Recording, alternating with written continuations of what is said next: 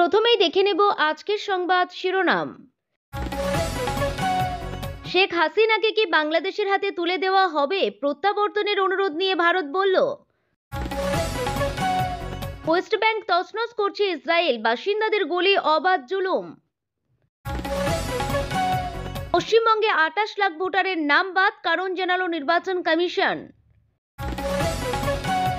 পতন শুরু, আজই কিনে ফেলুন।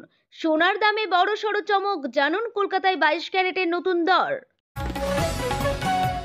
তাপমাত্রার মোচড়ে শীতের গতি কমছে, আগামী দুদিনে বাড়বে ন্যূনতম পারদ, জানালো আইএমডি।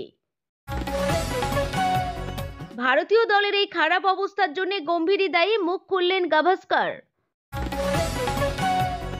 আসছি বিস্তারিত খবরে।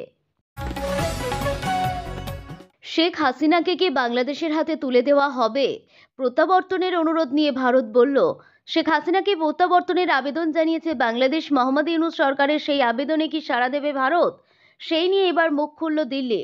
বিদেশ মন্ত্রকের মুখপাত্র রণধীর জয়সওয়াল জানিয়েছেন, বাংলাদেশের কাছ থেকে হাসিনাকে প্রত্যাবর্তনের অনুরোধ এসেছে দিল্লিতে। বিষয়টি নিয়ে পর্যালোচনা চলছে। বাংলাদেশের শান্তি, স্থিতাবস্থা ও গণতন্ত্র বজায় থাকে বলেও মন্তব্য করছেন তিনি। বুধবার সংবাদ মাধ্যমের মুখোমুখি হলে হাসিনার প্রত্যাবর্তন নিয়ে প্রশ্ন করা হয় রণধীরকে। জবাবে তিনি বলেন, বাংলাদেশের কাছ থেকে অনুরোধ পেয়েছি আমরা, আইনি বিচার প্রক্রিয়া, অভ্যন্তরীণ বিচার প্রক্রিয়া চলছে, পর্যালোচনা করে দেখা হচ্ছে বিষয়টি। বাংলাদেশের সাধারণ মানুষের স্বার্থ রক্ষায় প্রতিশ্রুতিবদ্ধ আমরা। সেখানে শান্তি, গণতন্ত্র, সকলের অন্তর্ভুক্তি ও স্থিতাবাস বজায় থাকুক। এ ব্যাপারে গঠনমূলক ভূমিকা পালন করবে ভারত। গত বছর ডিসেম্বরে হাসিনাকে প্রত্যাবর্তনের আবেদন জানায় বাংলাদেশ। আন্তর্জাতিক অপরাধ ট্রাইব্যুনাল মৃত্যুদণ্ডের সাজা শোনানোর পরও নতুন করে আবেদন জানায় তারা। 2024 সালের জুলাই মাসে বাংলাদেশ সংরক্ষণ বিরোধী আন্দোলন যেভাবে রক্তক্ষয়ী আন্দোলনে পরিণত হয়, তার জন্য হাসিনাকে মানবতা বিরোধী অপরাধে দোষী সাব্যস্ত করেছে বাংলাদেশ আন্তর্জাতিক অপরাধ ট্রাইব্যুনাল। বাংলাদেশে হাসিনার প্রাক্তন স্বরাষ্ট্রমন্ত্রী আসাদুজ্জামান খান কামালকেও মৃত্যুদণ্ডের সাজা শুনিয়েছে তারা। তদানীন্তন পুলিশের আইজি আব্দুল্লাহ আল মামুনের 5 বছরের সাজা হয়েছে। হাসিনার বিরুদ্ধে রাজসাক্ষী হন মামুন। যদিও বাংলাদেশ আন্তর্জাতিক অপরাধ ট্রাইব্যুনালের ওই রায় মানতে নারাজ হাসিনা ও আওয়ামী লীগ। গড়াপেটা করেই ওই রায় দিয়েছে বলে মত তাদের। পাশাপাশি ইউনূসের অন্তর্বর্তীকালীন সরকারের গণতান্ত্রিক ভিত্তি নিয়েও প্রশ্ন তোলা হয়েছে। ট্রাইব্যুনালের রায়ের পর হাসিনা বলেন, মৃত্যুদণ্ডের এই রায় চরমপন্থীদের খুনি মানসিকতার প্রমাণ বোঝা যায়।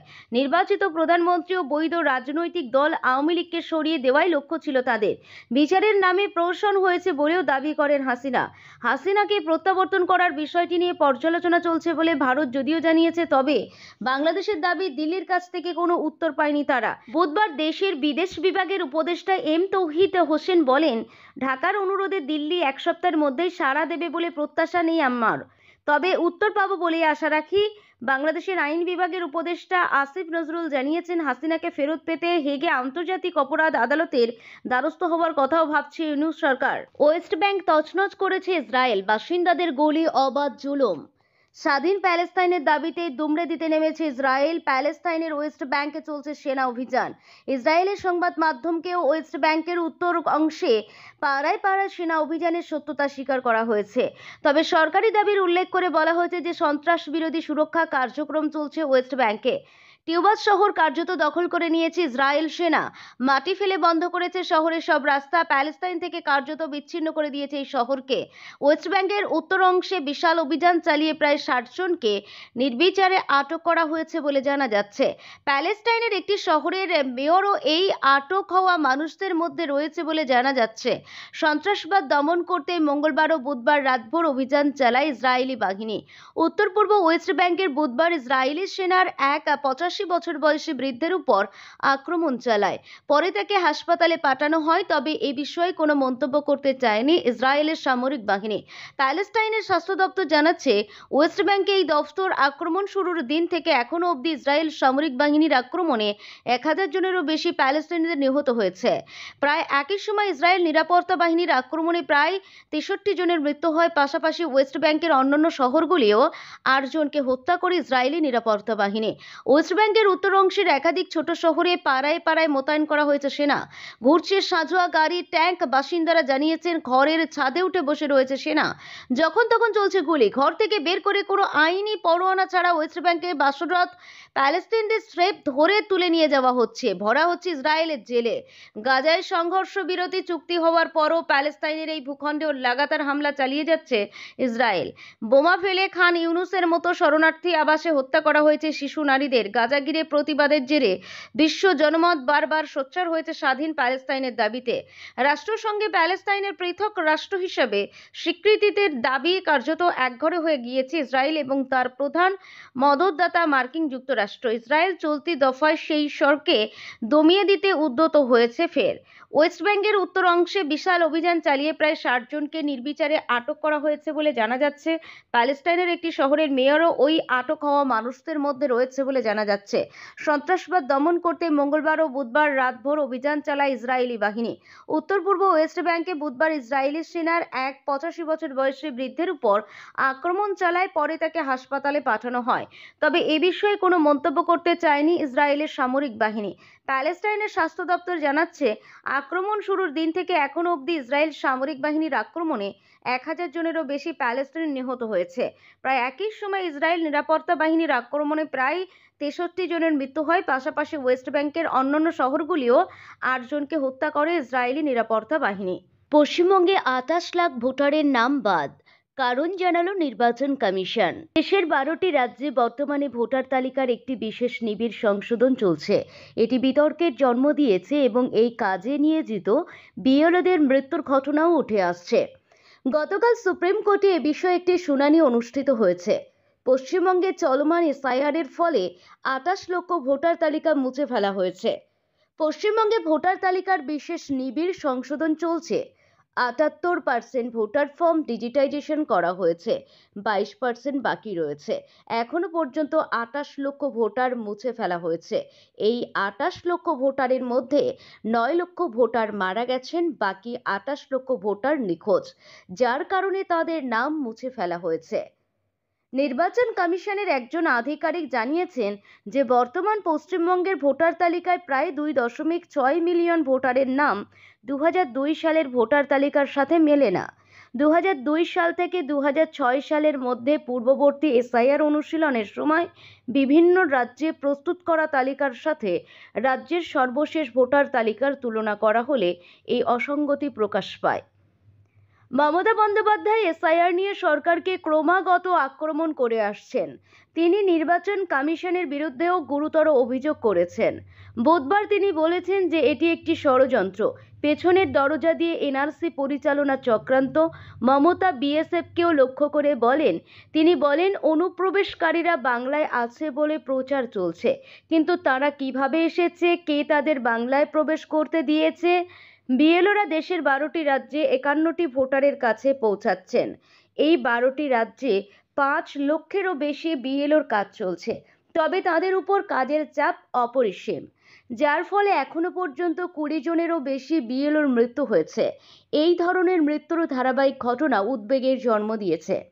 এই মৃত্যু নিয়ে রাজনীতি ঘুরপাক খাচ্ছে। বুধবার সুপ্রিম কোর্ট এই মামলার শুনানি করেছে। আদালত নির্বাচন কমিশনের কাছে জবাব চেয়েছে। এই মৃত্যুর পাশাপাশি মুখ্যমন্ত্রী মমতা বন্দ্যোপাধ্যায় দাবি করেছেন যে শুধুমাত্র পশ্চিমবঙ্গেই আরও ৩০ জন বিএলও মারা গেছেন। আজই কিনে ফেলুন সোনার দামে বড়সড় চমক। জানুন কলকাতায় ২২ ক্যারেটের নতুন দর। টানা দুদিন বৃদ্ধির পর ২৭শে নভেম্বর সোনার দামে রেকর্ড পতন দেখা গেল। কলকাতায় আজ ২৪ ক্যারেট সোনার প্রতি গ্রাম মূল্য ১২,৭৭৫, যা গতকালের তুলনায় ১৬ টাকা কম। ২২ ক্যারেট সোনার দাম কমে দাঁড়িয়েছে ১১,৭১০ টাকা। এদিকে রূপোর দামও প্রতি কেজিতে ৪,০০০ টাকা বেড়ে গেছে ১,৭৩,০০০ টাকা। তাপমাত্রার মোচড়ে শীতের গতি কমছে। আগামী দুদিনে বাড়বে ন্যূনতম পারদ, জানালো আইএমডি। শীতের দাপট খানিকটা কমতে চলেছে বাংলায়। আবহাওয়া দপ্তরের পূর্বাভাস, আগামী দুদিনে রাজ্যের সর্বত্র ন্যূনতম তাপমাত্রা 2 থেকে 3 ডিগ্রি সেলসিয়াস পর্যন্ত বাড়তে পারে। তবে তারপরে 3 দিন তাপমাত্রায় বড় কোনো ওঠানামা হবে না। বৃহস্পতিবারে ইঙ্গিত মিলেছে সেই পরিবর্তনের। বেশিরভাগ জেলায় ন্যূনতম তাপমাত্রা ছিল 12 থেকে 16 ডিগ্রি সেলসিয়াসের মধ্যে। তবে উত্তরবঙ্গের পাহাড়ে শীতের আমেজ এখনও টগবগ করছে। দার্জিলিংয়ে বৃহস্পতিবার সকালে ন্যূনতম পারদ নেমেছিল 8.8 ডিগ্রি সেলসিয়াসে, কালিম্পংয়ে 11 ডিগ্রি। সবচেয়ে ঠান্ডা ছিল পুরুলিয়াতে 12 ডিগ্রি সেলসিয়াস। খুব কাছেই ছিল শ্রীনিকেতন, যেখানে ন্যূনতম তাপমাত্রা ছিল 12.1 ডিগ্রি। আরও নিচু তাপমাত্রা নথিভুক্ত হয়েছে আলিপুরদুয়ার 13, বাঁকুড়া 13.1, কল্যাণী 13.5 ও বর্ধমানে 14 ডিগ্রি সেলসিয়াস।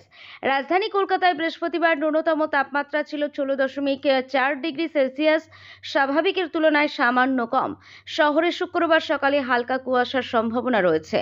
পূর্বাভাস, কলকাতার ন্যূনতম তাপমাত্রা ঘোরাফেরা করবে 17 ডিগ্রি সেলসিয়াসের আশেপাশে। শীতের মাঝে এই উষ্ণতার ইঙ্গিত জানাচ্ছে এবছরও পারদ লুকোচুরি খেলতেই চলেছে বঙ্গের আকাশে। ভারতীয় দলের এই খারাপ অবস্থার জন্য গম্ভীরই দায়ী। মুখ খুললেন গাভাস্কার।